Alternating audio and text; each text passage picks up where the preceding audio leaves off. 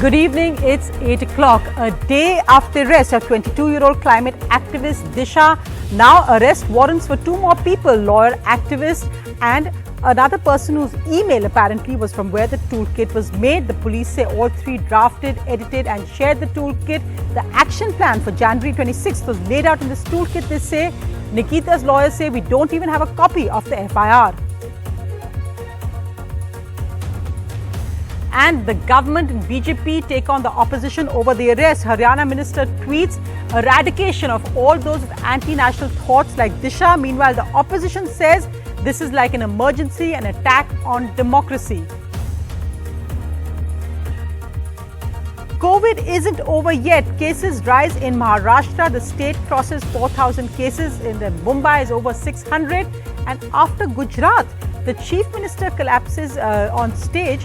He tests COVID positive today. He says he's well. Night curfew is extended in Gujarat cities. Petrol, diesel, cooking gas all at new price highs around the country. The Aam Aadmi is hit. The Supreme Court to WhatsApp today in court. You may be a $1 trillion company, but you still have to address privacy concerns.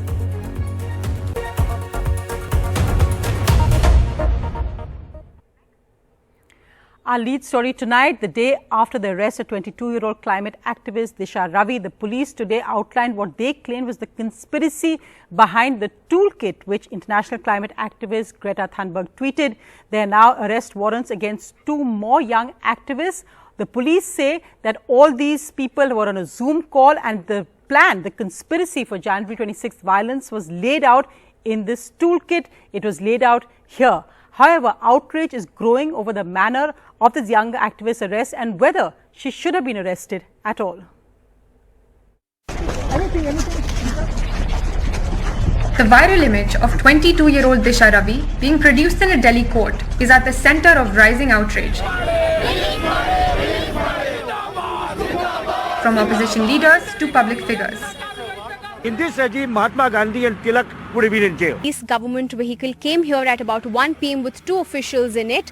The inspector informed us reporters here that the Delhi police officials were very much in contact with the Sola Devanahalli police station and that it is only after the interaction did they follow all the legal formalities in order to make the arrest. They also claimed that at the time of her arrest, there were women constables present.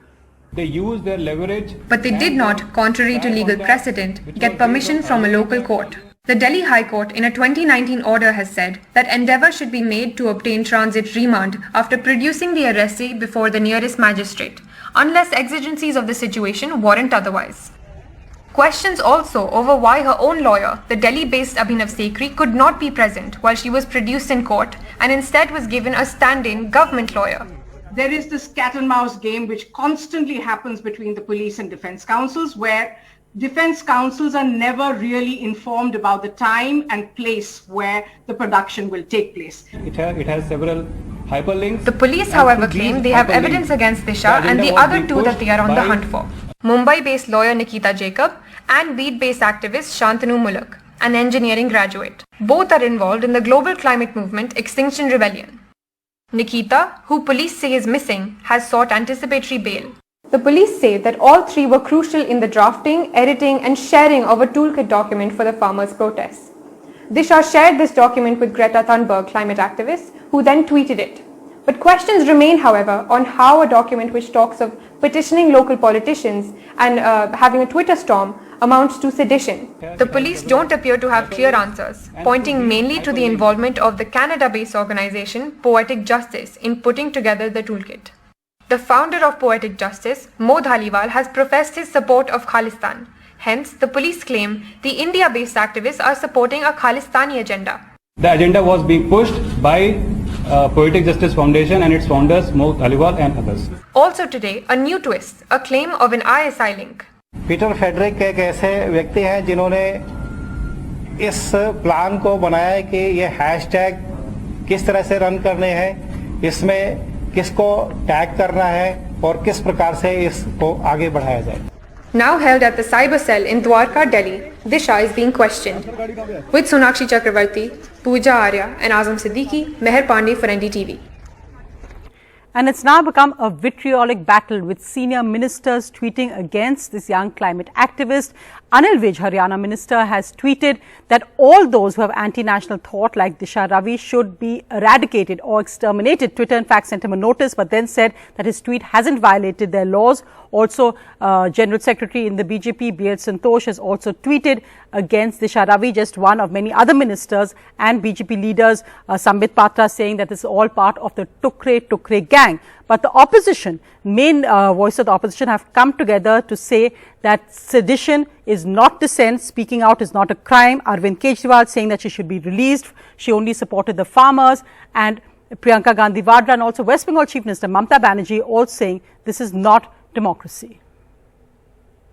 They cannot spare a 21 years girl, or they cannot spare the Padma Shri Rajdeep Sardesai, or they cannot spare the Delhi journalist or the Kerala journalist or the Bangalore journalist or the student, but they can spare only their nuisance created people. That is most unfortunate. Fight the politics politically, but don't abuse the people, don't accuse the people, don't beat the farmers, don't beat the students, don't beat the other people. आज 1970 के दशक का हवाला देने वाली BJP वही कर रही है। फर्क उस समय यह था कि मिसेस गांधी ने प्रोक्लेमेशन किया, इमरजेंसी को घोषित किया। उस समय के राष्ट्रपति ने उनके दिखाई गई डॉटेड लाइन पे साइन करके लागू करी इमरजेंसी, और आज इमरजेंसी औपचारिक तौर पे लागू नहीं है, लेकिन 21 साल की बेटी को अरेस्ट कर कुछ ऐसा ही करने की कोशिश मुझे लग रहा है कि मोदी सरकार कर रही है।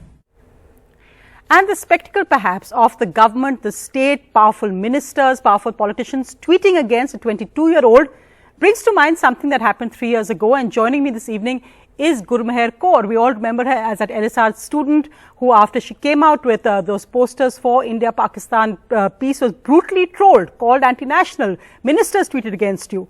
Gurmeher Kaur, as you join us today, you're still very young, 23, and you see what's happening to Disha. What would you say today? I stand in unconditional solidarity with Disha. I think what do I have to say to people is that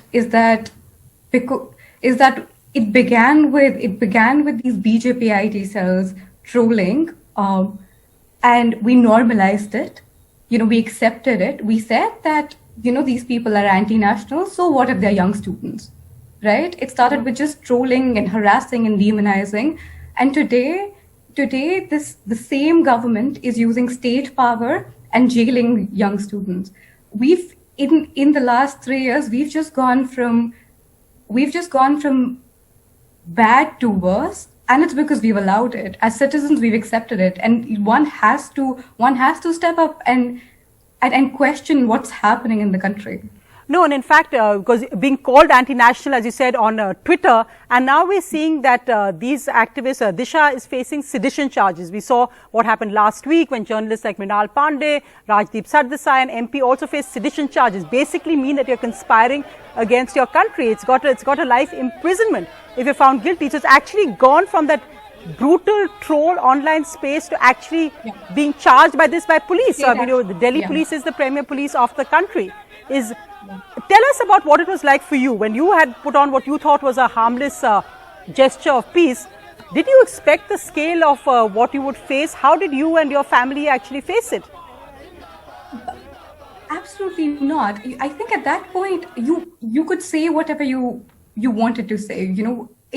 Peace activism for me didn't start in 2017. I'd been involved in it for a very long time without backlash. But then after that, what we faced, we could not have predicted at all. And I think what really happened after what happened to me and the way and the things that I had to go through, with Disha, it's way worse. And I deeply sympathize with her, with her family, with her friends, and the trauma that she's going through. With us, it felt like, with me, it felt like the end of the world. Mm-hmm. And even now, when I look at what's happening on the TV screen, it brings back such images of trauma, with reporters in your face asking you about how you've conspired against your country, how you're an anti-national. Somebody putting a sedition charge on you for being a climate activist, for standing in support with farmers, for standing in support with the people of this country, for a people's movement. Now the state has taken a 21-year-old girl, had moved her from her city, Bangalore, brought her to Delhi, and is telling her that she's conspiring against her own country. I genuinely wonder, how are people buying it? No, and again, because I remember that time also when your case had happened, Gurmeher, I remember thinking I wouldn't have been so brave at 21 to be able to take on the onslaught of, say, state machinery. Again, then when you said ministers tweeting against you, today we have a minister tweeting that people like Disha should be eradicated, should be exterminated. It's the same minister who said similar things. I mean, it's almost like a call for violence against her. Whatever you may think about her, I mean, there's a process, and also this larger point about it being that she's an example that you better not do this, otherwise this will happen to you, or you better not speak out or X will happen to you. Why do you think that we are now in a space where politically, where socially, this has become almost the new normal? The thing is, it's happened because we've never, as citizens, we've never spoken up. When I was trolled, there was a whole sense of how dare she speak about peace with Pakistan. She must be trolled. Well, she deserved it. Of course, there are going to be right-wing people who are going to say terrible things to her. I was very fortunate in the sense that I had my family, I had very supportive community in terms of my college. But then later, what started happening when after the CAA protests, they brought in the UAPA and started jailing activists. We did not speak up when they jailed Omar Khalid. Because the visuals of an arrest of Omar Khalid, the arrest of Natasha Narwal, the arrest of the arrest of the Pinjarathor activists, students from JNU, we had gotten so accustomed and used to of just we internalized that so much that these people, these JNU walas, these Delhi University walas, these Muslims, these minorities, the Dalits, they always speak. So they are always protesting, so they deserve this, right? We've been so absolutely the country had been so. Whereas today, why the visual of a 21-year-old Disha Ravi being arrested is so it hits you in the face is because she looks like a regular college-going normal kid. She's upper caste Hindu. She belongs to those boxes. She's not been involved in your DU, GNUs. It hits you because, and it's happened today because we've allowed it to happen with Umar, we've allowed it to happen with Natasha, we've allowed it to happen with Nodeep. And first if it's just the minorities, now it's every child, every young person who's dissenting. Absolutely, and I think for parents, for young people out there, I don't think the message should be one of warning, but the message really to speak out in support of causes you believe in. I mean, to paint her as a seditionist is, I think, something which defies legal belief. So let's hopefully she gets representation in court and fights her case. But the trauma, not just to her but to her family that she's going through, is something that I think all of us need to recognize. Gurmeher, thanks so much for speaking to us. I mean, it's wonderful that I think you stayed so calm, even despite that, speaking out even more, writing a book. I think more power to you, and perhaps you can set the example that many other young people can look at. Thanks very much for joining us tonight. I'll just take a quick look at some other news. Well, for all those out there who are not wearing masks and partying, COVID is not over in India. In Maharashtra, the latest says that there have been over 4,000 new cases on Sunday, with these districts contributing the most: Mumbai, Pune, Pimpri-Chinchwad, Amravati, Nagpur and Nashik. And in Mumbai itself, over 600 cases.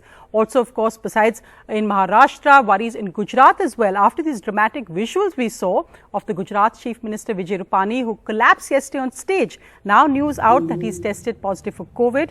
He's tweeted saying that he's fine. BJP associates said that he actually had fever, yet went for that rally, and as you can see there, very worryingly fainted on stage. We wish him a speedy recovery. But two other senior leaders in the state also have the virus, so we need to be extremely careful, taking all possible precautions and social distancing now as well.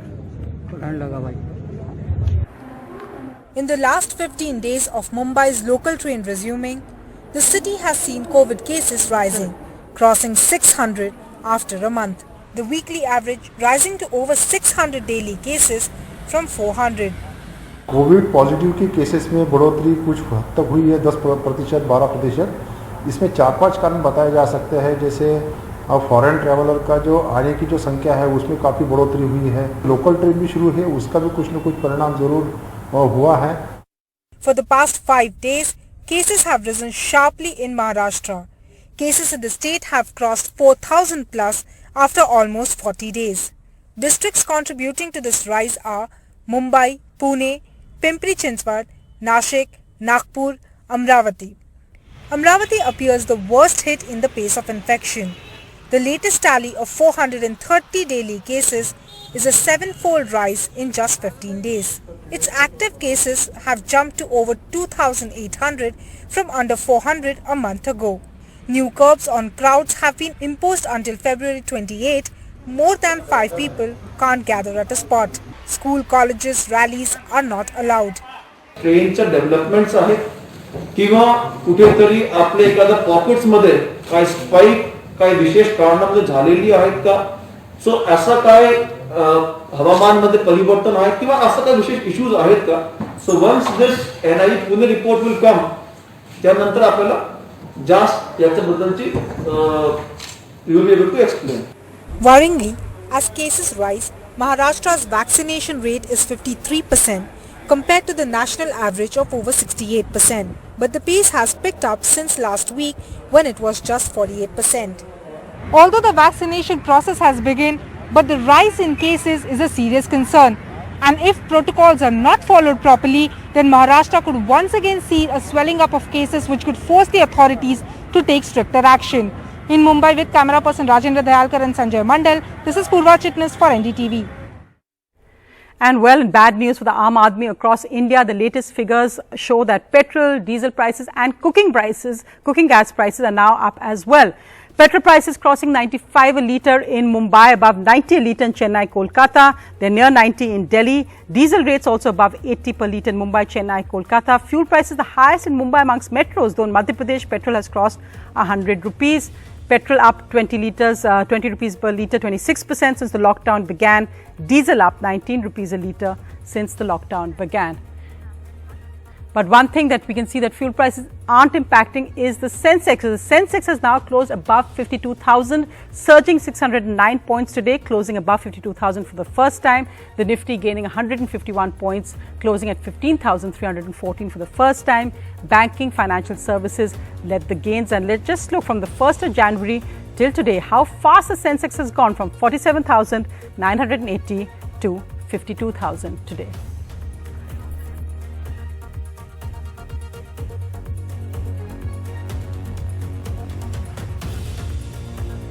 Well, in other news, the Supreme Court told WhatsApp today, you may be a $2 to $3 trillion company, but you have to be concerned about privacy of customers. The top court will hear WhatsApp's new privacy policy. They've given a notice now to the Center, WhatsApp and Facebook, saying you may be $2 or $3 trillion companies, but people value their privacy. The Chief Justice said it's the court's duty to protect people's privacy. It's a fundamental right and must be protected. The perception is that people's WhatsApp messages are shared with Facebook. WhatsApp responded saying this is wrong and will respond to notices.